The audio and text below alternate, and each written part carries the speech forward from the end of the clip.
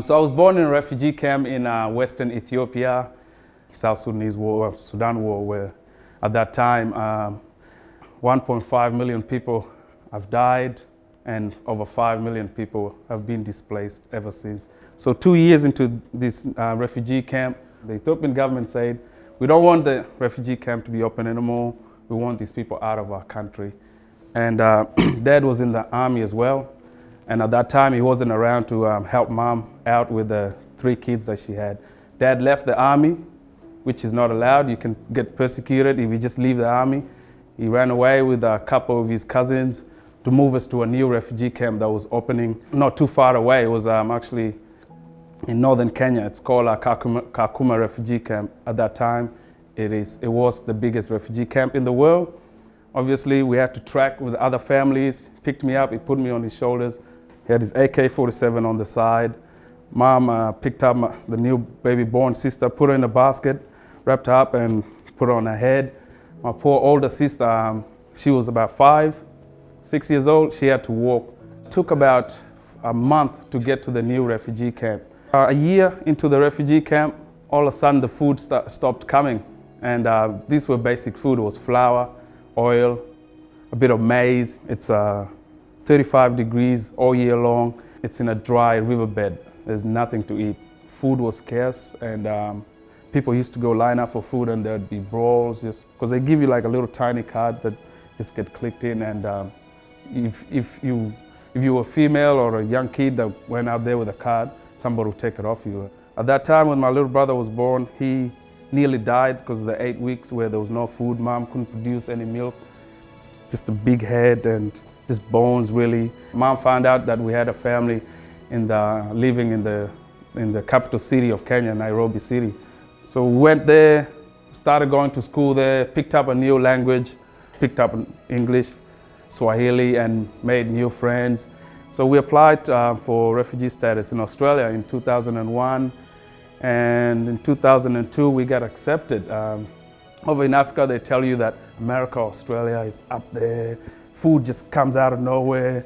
You know, you don't have to worry about anything. The life is good there, and you have the opportunity to go to educate yourselves. And that was one of the biggest reasons we had to come here.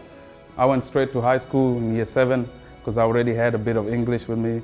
My family is one of the luckiest that everybody made it here.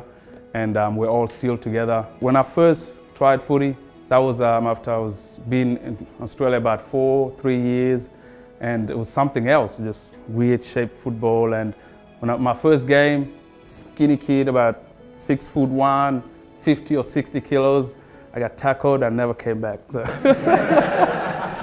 let's say a couple of years have gone past, I'm making friends, I'm loving life here, taking stuff for granted, just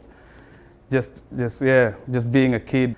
One of my best friends, I remember it very clearly, 2007, around September, he got attacked. He got jumped, stabbed, brutally murdered because of his skin color by 2 European male and 1 female.